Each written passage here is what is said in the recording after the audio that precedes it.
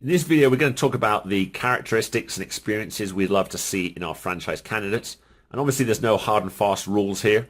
Some candidates will be stronger in some areas than others. So this is just our ideal. And of course, I'm sure successful people who apply will have some sort of blend of this. And obviously, they might be missing in some areas, but be stronger in others. So we've broken these up into five, which is attitude, bar and restaurant experience, physical capabilities, because there is some heavy lifting involved, also your sales experience, and then finally some sort of a head for numbers and perhaps some experience with Excel.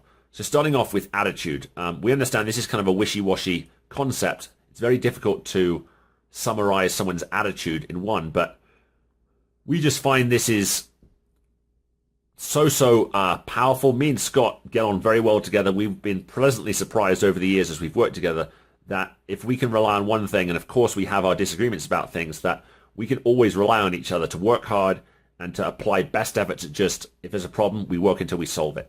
A great example of why we love Matt, our account manager, and how he has the absolute right attitude. One morning, Matt woke up and his car wouldn't start. And so he was meant to be going to do an audit, and obviously that was a bit of a problem. The first I heard about it was 45 minutes later. He called me and said, "Hey Jamie, I'm sorry, I've had some problems with my car. I've rented a car and I'm in my rental car on the way to go and do this audit." So, I mean, that just demonstrates it. When you've got an employee that shows that level of buy-in and ability to solve a problem, there was a problem, he solved it. That's really the attitude. Running a small business, of course, you're going to have curveballs thrown at you the whole time. You've got to have the attitude where this is the problem, I'm going to fix it, and not give up on it until it's fixed. And if you have that kind of attitude and you've demonstrated that with your past work experiences, then that's probably more important than anything else we're asking for. So the second one is ideally that candidates would have some bar management or ownership experience. It's not essential. Definitely an experienced bartender could be a good fit. But really, in either way, we need you to have some insight into the restaurant business. We need you to speak the language.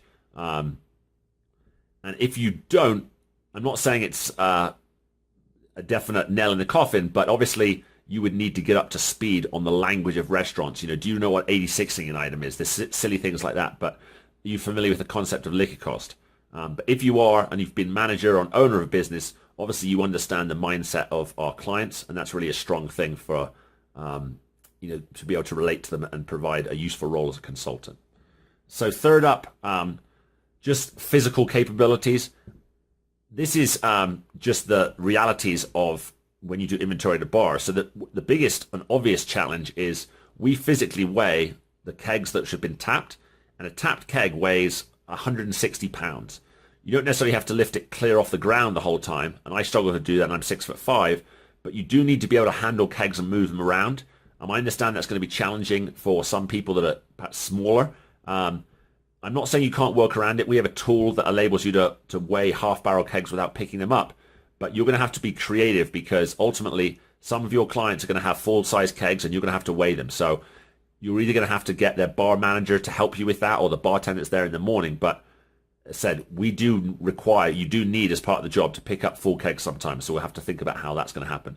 And then another one is up high and down low. Often bars you're required, or they've got products stored up high and you have to be on a ladder. So if you need to be comfortable about climbing on a ladder and feeling safe and secure and being able to look around and perhaps hold a computer, and that doesn't sort of freak you out or worry you too much.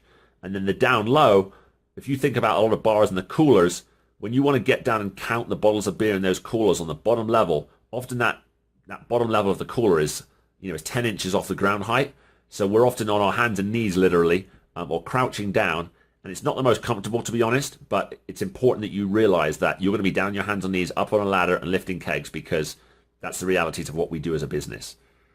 Number 4 is sales abilities. I can't emphasize this enough, how important this is. Ideally, you would have some experience with outside sales in the hospitality industry, the bars and restaurants. If you've been selling anything, that's a good thing. I mean, in some respects, I've heard the quote before that we're all in sales because we all have to sell ideas, etc. But to be upfront and honest, as I've mentioned a couple of times, absolutely the hardest part of our business is picking up new clients. Once we get those trials scheduled, we have a good rate of success in terms of turning trials into clients. We keep our clients for a good amount of time, and we make money from our clients because our clients make money from our services. But I cannot emphasize enough, the biggest determinant probably of your business or of its success is going to be your ability to bring in new business and your sales skills. So if you've got a little bit the gift of the gab, if you're comfortable speaking to new people, following up, etc., then that's skills we're looking for. And really, in some respects, we should have had this as number one, because really, if you can't get out there and convince people that this is a good idea, your business is going to come to nothing. And then finally, ideally, we'd love to see some Excel experience because our software is programmed in Excel. That's not essential. I think more essential than Excel experience, which would be helpful, is just having a numbers brain. And you don't have to be really exceptional, but you have to enjoy the challenge of working with numbers. You have to understand that I'm honestly a real data nerd, so I get excited by numbers. I think that they really contribute to our understanding of the world. But if you're someone that is scared about analytics with numbers, we're going to be dealing in pretty basic numbers, but you're going to have challenges with that. So the fifth one would be some level of comfort with analysis. So that's it. Next up, we're going to talk about the next steps between submitting your application and signing that franchise agreement and starting your business.